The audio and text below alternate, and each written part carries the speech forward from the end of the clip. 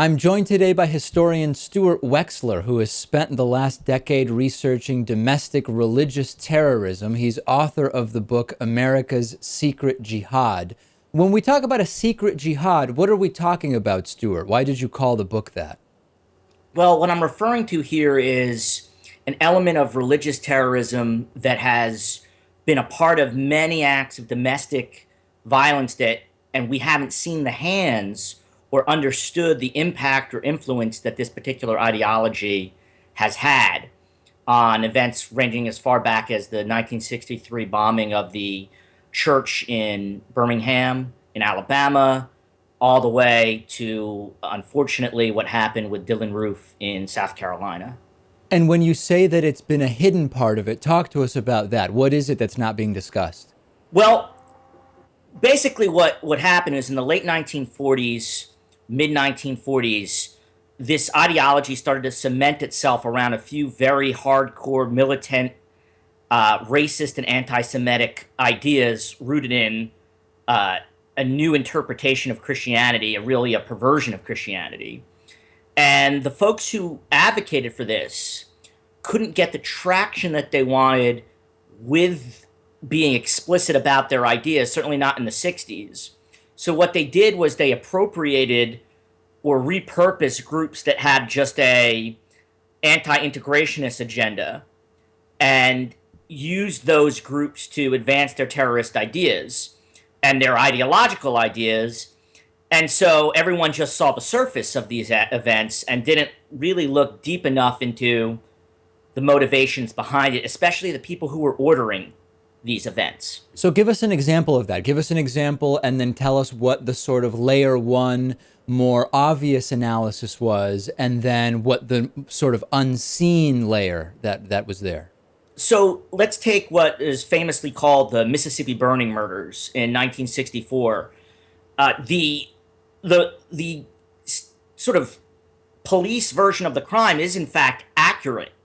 It was a bunch of members of the White Knights of the Ku Klux Klan of Mississippi, a number of whom were in law enforcement, what you might call Southern nationalists or neo-Confederate racists who kidnapped three people and three civil rights workers and killed them and then buried the bodies. What people don't look at the second level, is the person who ordered it, Sam Bowers.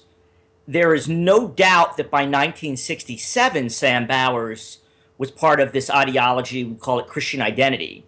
But what my book establishes is it's pretty clear right from the start, Sam Bowers was a part of this group.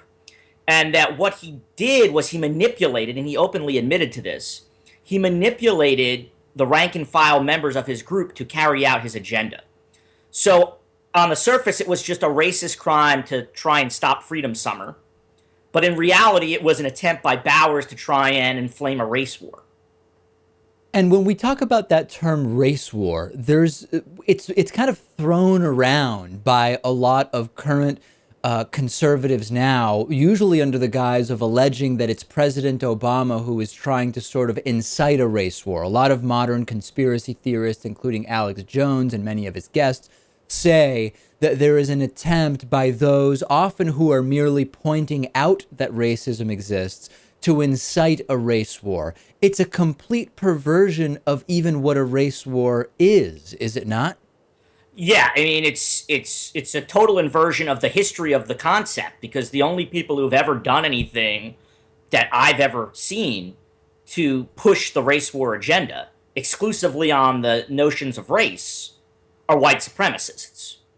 Let's talk a little bit about the 1995 Oklahoma City bombing. That's another example that you talk about in your book that has an undertone or a second story that is not told ever, certainly not nearly as much, maybe not ever for some people. Talk to us about that one.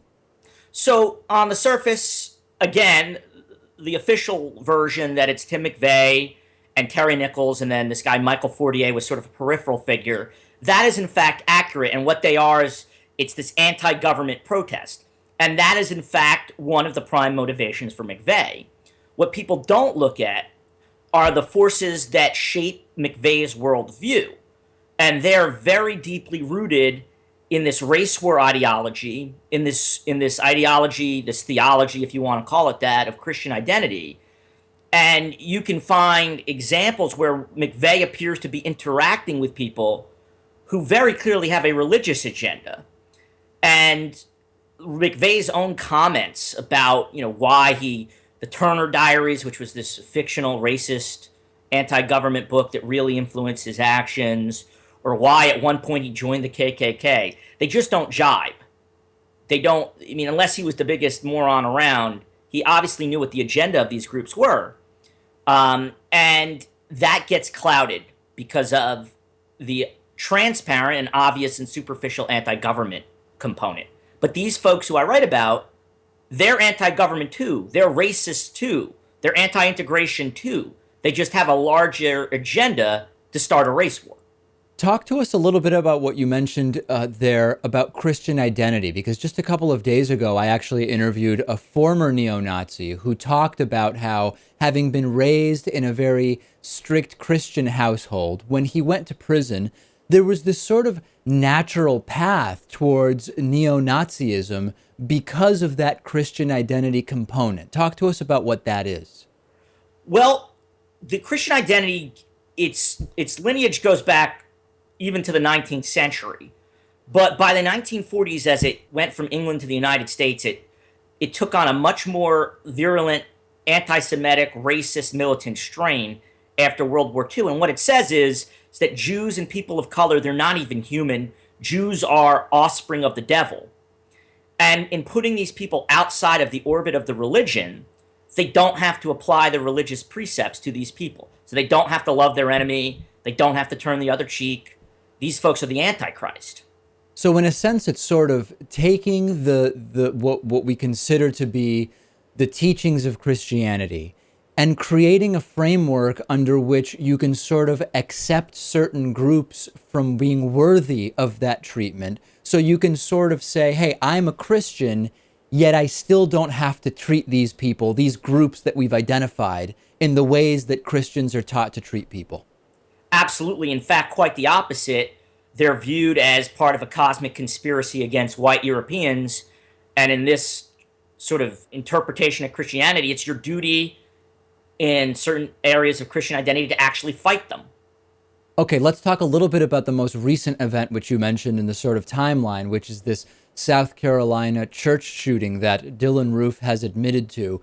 It seemed quite evident to anyone with any sort of a grasp of common sense and logic that, as the admitted shooter said, he was targeting black people. He was influenced by white supremacist ideology, et cetera, et cetera.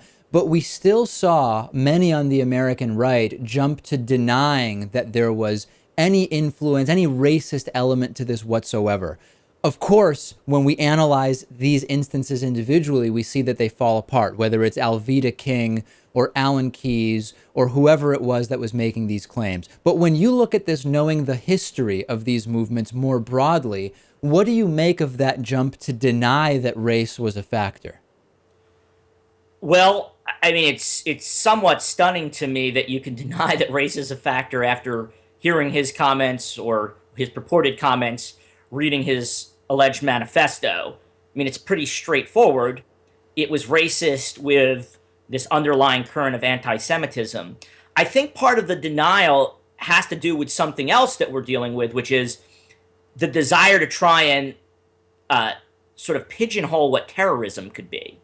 It's got to be in the minds of some on the right. It has to be, rooted in Islam, or it can't be terrorism. So they resist any urge to call anything else terrorism, my guess would be, because they want to keep this culture war going against Islam.